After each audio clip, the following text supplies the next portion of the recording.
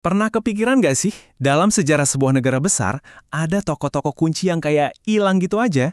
Mereka ini ibarat arsitek yang gambarnya dipakai buat bangun rumah, tapi namanya nggak pernah dipajang di depan. Nah, hari ini kita bakal telusuri kisah salah satu sosok paling misterius sekaligus paling penting dalam sejarah Indonesia. Jauh sebelum Soekarno-Hatta memproklamasikan kemerdekaan, ada loh seorang pemikir yang dari pengasingannya udah nulis dan ngasih nama itu. Seorang intelektual yang gagasannya jadi bensin buat para pemimpin bangsa di masa depan. Nah, disinilah letak tragedinya.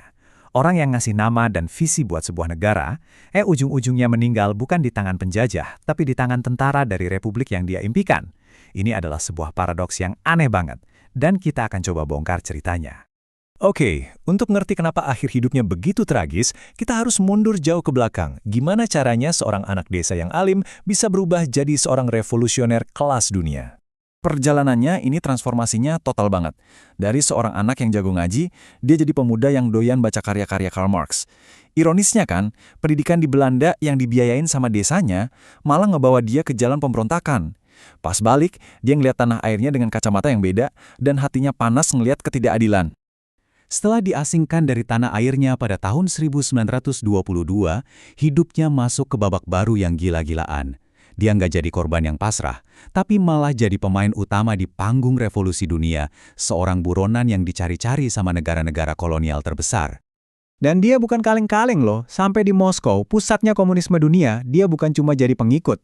Dia berani berdiri di depan para pemimpin revolusi dan ngajuin idenya sendiri.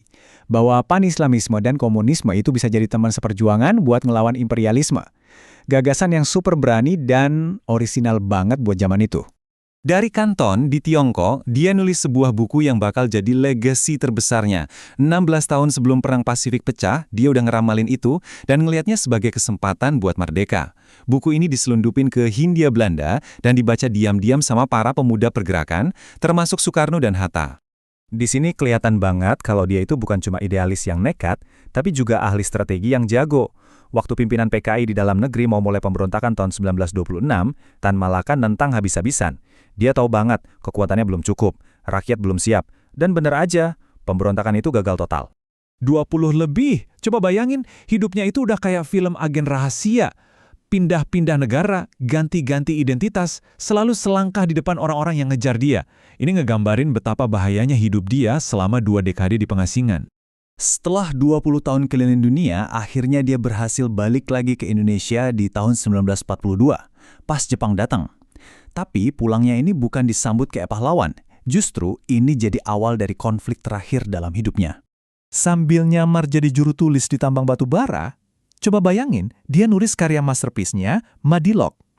Ini bukan cuma buku politik ya, ini kayak upaya dia buat ngeriset cara pikir bangsa Indonesia biar lebih logis dan rasional. Baginya, revolusi itu harus dimulai dari kepala dulu. Proklamasi 17 Agustus 1945. Harusnya ini jadi puncak perjuangannya kan? Tapi ternyata, malah sebaliknya. Muncul pertanyaan besar yang bikin para pemimpin pecah.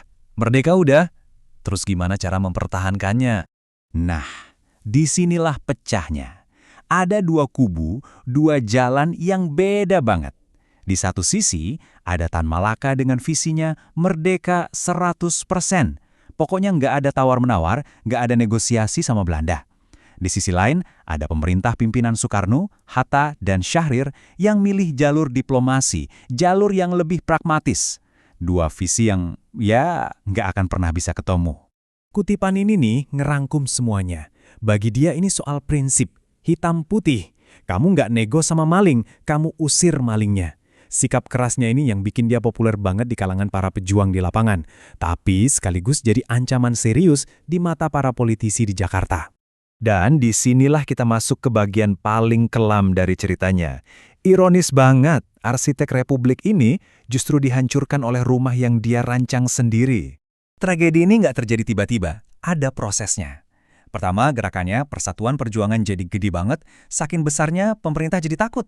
Akhirnya dia ditangkap. Dan yang nangkap bukan Belanda, tapi pemerintah Indonesia sendiri. Setelah dibebaskan, di tengah kekacauan perang gerilya, dia ditangkap lagi sama 1 unit tentara. Dan dieksekusi gitu aja di sebuah desa kecil di Jawa Timur. Tanpa pengadilan, tanpa perintah yang jelas. Kalau dipikir-pikir, kematian harusnya jadi akhir cerita kan?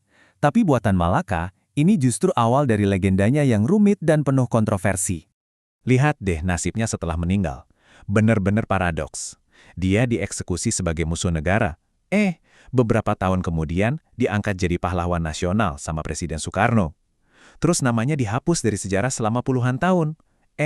Sekarang malah muncul lagi jadi ikon buat generasi baru. Gila kan perjalanannya? Fakta ini nunjukin betapa politisnya nasib nama Tan Malaka. Diangkat jadi pahlawan sama Soekarno karena perannya sebagai Bapak Republik Indonesia. Tapi, dihapus sama rezim Orde Baru karena ideologinya yang kiri yang dianggap musuh negara saat itu. Jadi, ini pertanyaan terakhir buat kita semua. Kenapa ya? Kenapa orang yang dibunuh sama bangsanya sendiri kok malah terus jadi inspirasi buat generasi-generasi baru para aktivis, pemikir, bahkan pemberontak? Apa sih yang ada di sosok dia yang bikin tetap relevan sampai sekarang? Mungkin, jawabannya ada di kata-katanya dia sendiri, sebuah ramalan yang dia ucapkan sebelum meninggal. Dan ternyata, ramalannya itu jadi kenyataan. Suaranya terbukti jauh lebih abadi daripada peluru yang mengakhiri hidupnya.